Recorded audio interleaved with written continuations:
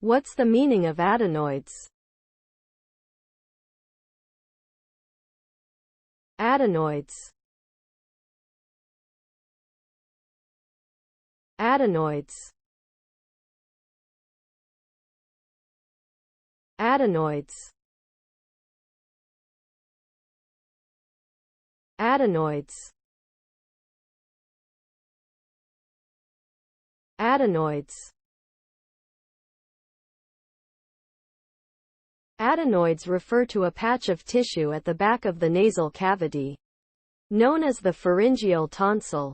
They play an important role in the immune system, helping to fight infections by trapping and removing harmful bacteria and viruses. However, when they become enlarged or inflamed, they can cause breathing problems, snoring, difficulty swallowing, and recurrent ear infections. Adenoidectomy is a surgical procedure that involves removing the adenoids and is usually recommended when conservative treatments fail to provide relief. It is a common procedure, especially in children, and is generally safe with a low risk of complications.